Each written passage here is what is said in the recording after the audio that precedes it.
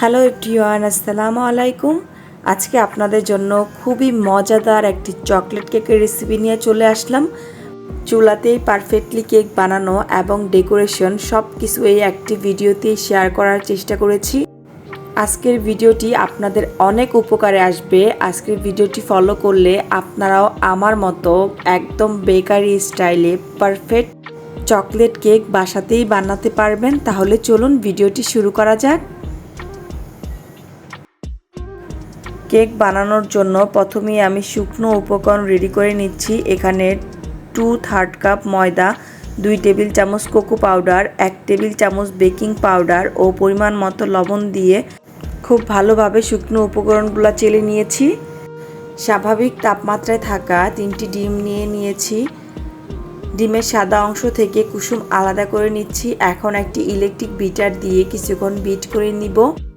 ডিমের সাদা অংশ যখন একটু ফোমি হয়ে যাবে তখন আমি 2/3 কাপ চিনি অ্যাড করে দিব। আমি অল্প অল্প করে চিনি দিয়েছি আর ইলেকট্রিক বিটারের মিডিয়াম স্পিডে বিট করে নিয়েছি। যখন ডিমের সাদা অংশ এরকম সুন্দরভাবে সেট হয়ে যাবে তখন আমি একে একে ডিমের কুসুম অ্যাড করে দিব। আমি একে একে ডিমের কুসুম অ্যাড করে দিচ্ছি আর ইলেকট্রিক বিটার লো স্পিডে বিট করে নিচ্ছি। ডিমের কুসুম অ্যাড করে 1 মিনিটের মতো বিট করে নিলেই হয়ে যাবে। 1 টেবিল চামচ চকলেট ইমালশন ও 2 টেবিল চামচ রান্নার তেল দিয়ে দিব। এখন আমি সব কিছু আবারও মিনিট খানিক একদম লো স্পিডে বিট করে নিব। এই তো আমার কেকের ব্যাটার রেডি হয়ে গিয়েছে। এখন আমি আগে থেকে যে চেলে রাখা শুকনো উপকরণ ছিল ওটা অল্প অল্প করে দিব আর মিক্সড করে নিব। আমি একদম আলতোভাবে ফোল্ডিং মেথডে মিক্সড করে নিচ্ছি। এই পর্যায়ে কিন্তু তাড়াহুড়া করা যাবে না, তাহলে ডিমের ফোমি ভাবটা নষ্ট হয়ে যাবে আর কেক পারফেক্টলি ফুলবে না, একদম চুপসে যাবে। এখন আমি 2 টেবিল চামচ লিকুইড গরুর দুধ দিয়ে দিব আর আলতো করে মিক্সড করে নিব। প্রথম ধাপে শুকনো উপকরণ ভালোভাবে মিক্সড করে নেওয়ার পরে বাকি যে শুকনো উপকরণটুকু ছিল সেই শুকনো উপকরণ আর 2 টেবিল চামচ দুধ দিয়ে সেম ভাবে আমি মিক্সড করে নিব। এই তো আমার ব্যাটার রেডি হয়ে গিয়েছে। এখন আমি মোল্ডে ঢেলে নিচ্ছি। কেক মোল্ডটা আমি কয়েকবার ট্যাপ করে দিব যেন ভিতরে কোনো এয়ার বাবল না থাকে।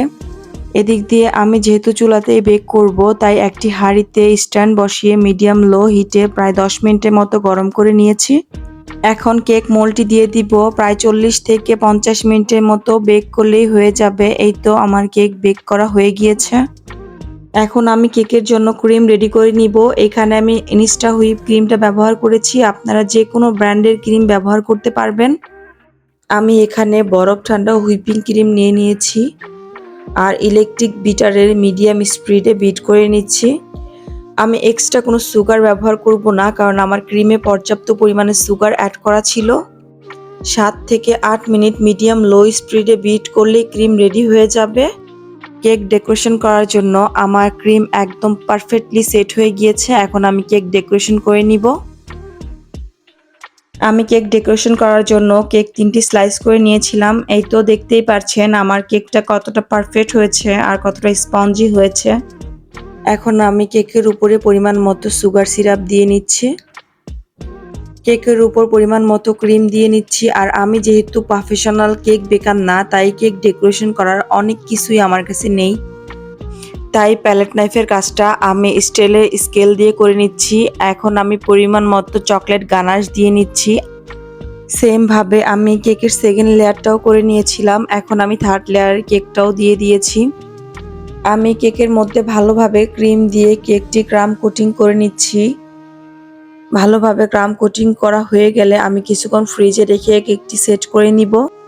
কিছুক্ষণ পরে ফ্রিজ থেকে কেক বের করে দেখি কেকের এই বেহাল দশা। আসলে আমার বাসায় একটা কেক চোর আছে, তার জন্য আমি ফ্রিজে কেক রাখতে পারি না। মানে আমার বড় ছেলে, ও অলওয়েজ এই কাজগুলা করে। আমাকে অনেকেই বলে যে তুমি কেকের বিজনেস করো, তোমার কেকের টেস্ট খুবই ভালো হয়, বাট আমি এইসব ভয়ে আর কেকের বিজনেস করার সাহস পাই না। তো ইনশাল্লাহ যদি ফিউচারে কখনো ইচ্ছে হয় করব।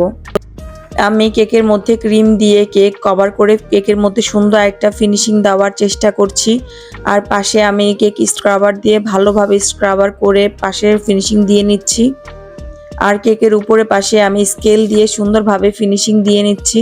আসলে আমি যতটা পারি পারফেক্টলি করার চেষ্টা করছি। এখন আমি একটি পাইপিং ব্যাগ ব্যবহার করে 2টি কালার মিক্স করে যে ফুলের ডেকোরেশনটা করি সেটা আপনাদের সাথে শেয়ার করব। এজন্য আমি একটি গ্লাসের মধ্যে পাইপিং ব্যাগ ভরে এক পাশে হোয়াইট কালার ক্রিম দিয়ে নিচ্ছি, আরেক পাশে রানী গোলাপি কালার ক্রিম দিয়ে নিচ্ছি। ক্রিম দেওয়া হয়ে গেলে আমি ক্রিম চেপে চেপে সেট করে নিব। এখন আমি পাইপিং ব্যাগ উঠিয়ে ক্রিমটি সামনে নিয়ে কেক ডেকোরেশন করা শুরু করে দিব।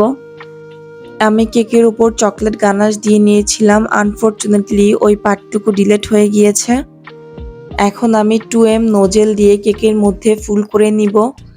আপনারা দেখতেই পাচ্ছেন আমি কিভাবে ফুল করে নিচ্ছি। আজকে আমি খুবই সহজ একটি কেক ডেকোরেশন করে আপনাদের দেখাচ্ছি, আপনারা প্র্যাকটিস করলেই পারবেন। আসলে কেক বানাতে হলে আপনাকে বেশি বেশি প্র্যাকটিস করতে হবে। আপনি যত প্র্যাকটিস করবেন আপনার কেক তত সুন্দর হবে আর পারফেক্ট হবে। আমি কোনো বিজনেস করার জন্য কেক বানাই না, সো আমার কেক দেখে কেউ জাজমেন্টাল হয়ে যাবেন না। আমি আমার ফ্যামিলির জন্য কেক বানাই, আর আমার ফ্যামিলি মেম্বার আমার হাতের কেক খেতে খুবই পছন্দ করে। আমার উপরে ফুল দেওয়া কমপ্লিট হয়ে গিয়েছে। এখন আমি নিচের বর্ডারটা করে নিচ্ছি। জাস্ট 2M নোজেল দিয়েই আমি এক চাপে ফুল করে নিচ্ছি। এরই মধ্যে খুবই মজাদার চকলেট কেক ডেকোরেশন করা হয়ে গিয়েছে।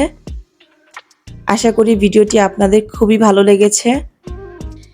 এরকম নতুন নতুন আরও ভিডিও পেতে পেজে ফলো অ্যান্ড চ্যানেল সাবস্ক্রাইব করার অনুরোধ রইল। আজকের ভিডিওটি এখানেই শেষ করছি। সবাই ভালো থাকবেন। আল্লাহ হাফেজ।